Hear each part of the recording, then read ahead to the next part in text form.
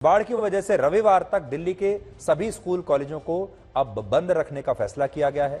हरियाणा, हिमाचल प्रदेश, चंडीगढ़, जम्मू कश्मीर और उत्तराखंड से दिल्ली के बीच जो इंटरस्टेट बसें चलती हैं, अब उनका जो टर्मिनेटिंग पॉइंट है वो कुछ दिन के लिए कश्मीरी गेट बस अड्डा बंद कर दिया गया है और इसकी जगह ये बसें दिल्ली हरियाणा के सिंघू बॉर्डर से चलेंगी। इसके अलावा बाढ़ के दौरान दिल्ली में ऐसे ट्रकों की एंट्री पर प्रतिबंध लगा दिया गया है जो आवश्यक सेवाओं में नहीं आते और इस बाढ़ की वजह से दिल्ली में पानी का संकट भी पैदा हो सकता है, क्योंकि सरकार ने बाढ़ की वजह से दिल्ली के 3 बड़े वाटर ट्रीटमेंट प्लांट्स को भी बंद कर दिया है और यमुना बैंक मेट्रो स्टेशन पर भी एंट्री और एग्जिट गेट्स अभी बंद कर दिए गए हैं, तो आप मेट्रो भी नहीं ले सकते। और एक और बात जो अभी आज हमने आपको बताई नहीं है, जिसके लिए आपको तैयार रहना है, वो ये कि अब आने वाले दिनों में आप महंगाई के लिए तैयार हो जाइए। टमाटर अब पहले ही महंगा था, अब ऐसा बताया जा रहा है कि टमाटर के भाव दिल्ली में 150 से 200 रुपए किलो हो चुके हैं। इसके बाद सब्जियां महंगी होंगी, बाकी की चीजें भी महंगी होंगी।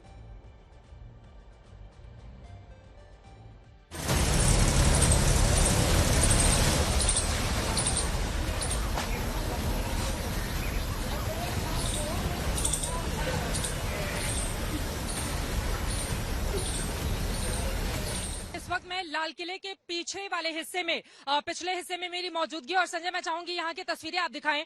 सबसे पहले तो नीचे कितना ज्यादा फ्लो है, ये लाल किला आपको दिखाई दे रहा है, ऊपर सिक्योरिटी के कड़े इंतजामात, लेकिन नीचे अगर आप देखेंगे तो ऐसा लग रहा है कि यमुना का पानी सब कुछ यहाँ से बहा ले जाने के लिए बेकरार नजर आ रहा है। जहां तक आप नजर दौड़ाएंगे सिर्फ पानी ही पानी दिखाई देगा। एक बस जो बीच में खराब हो गई थी बच्चों की, वो बस बीच में ही पानी में डूबी हुई आपको इन तस्वीरों में दिखाई दे रही है। इसके जरिए हम समझ सकते हैं कि राजधानी दिल्ली में हालात कितने ज्यादा भयावह होते हुए चले जा रहे हैं।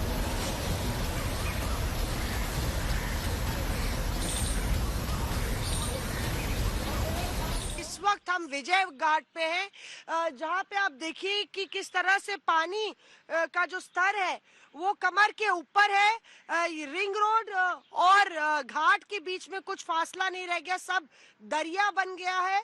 यहाँ पे दूर दूर तक डिवाइडर से लेके कुछ नजर नहीं आ रहा है और पानी का फ्लो एक तरीके से बिल्कुल काफी तेज है। इधर श्री राम जानकी मंदिर है जो आप देख रहे हैं कि मात्र आपको एक जो बोर्ड है सिर्फ वो नजर आएगा। पूरा मंदिर पूरा बुड़ गया है और हम लोग निकल नहीं पाए, न निकलने की चालत है। टावर के ऊपर हम लोग चढ़े हुए हैं, टावर है, टावर के ऊपर चढ़े हुए हैं।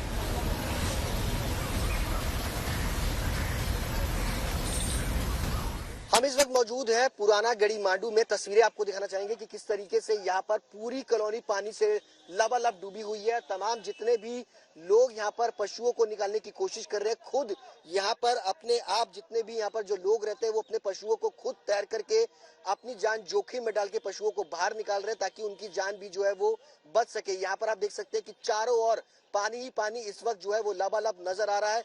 लोग आधे से ज्यादा पानी के अंदर इस वक्त जो है वो डूबे हुए हैं। प्रशासन की तरफ से जो मदद यहाँ पर मिलनी चाहिए थी, इन लोगों को अब तक जो है वो मदद नहीं मिल पाई है।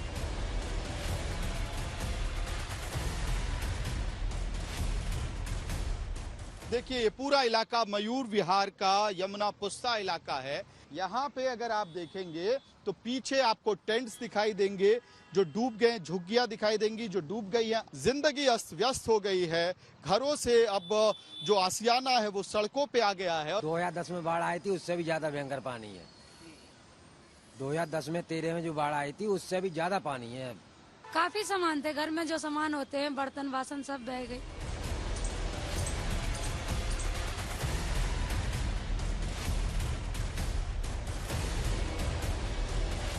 यमुना के खादर इलाके में इस वक्त यमुना का जो जल स्तर है वो काफी भरा हुआ है। आप पूरा चारों तरफ स्थिति देख रहे हैं कि किस तरीके से 7 से 8 फीट ऊंचाई तक ये पूरा जल स्तर यहाँ पर फैला हुआ। तक की टीम यहाँ पर मौजूद है ग्राउंड जीरो पर और ये देखिए 2 लोग जो हैं यहाँ अपना सामान बचाने के चक्कर में यहाँ पर ये लोग मौजूद हैं और इनको अब यहाँ रेस्क्यू बोट के जरिए किया जा रहा है।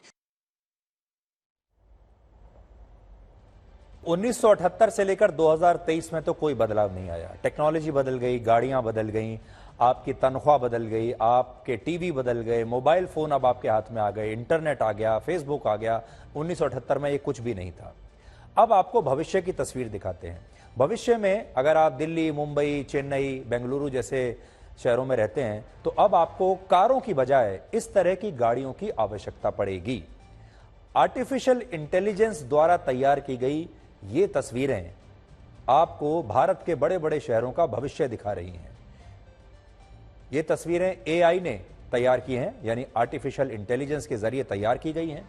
और हो सकता है आने वाले वर्षों में आपको दफ्तर जाने के लिए, काम पर जाने के लिए इस तरह की गाड़ियों की आवश्यकता होगी।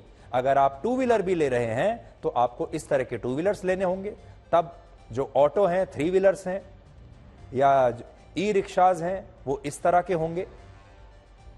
जो आप जिस बाइक या स्कूटी पर जाते हैं वो इस तरह से चलेगी, जो आपकी तस्वीरों जो आप अपनी स्क्रीन पर देख रहे हैं। इसलिए आप तैयार हो जाइए। अब अगली बार जब आप ये सोचें कि आपको कौन सी कार लेनी है, कौन सी गाड़ी लेनी है, कौन सी बाइक लेनी है, तो इन तस्वीरों पर भी ध्यान दीजिए। और मुझे यकीन है कि कुछ ही वर्षों के बाद बहुत सारी ऐसी नई कंपनियां आ जाएंगी जो आपको इस तरह की गाड़ियां बेचेंगी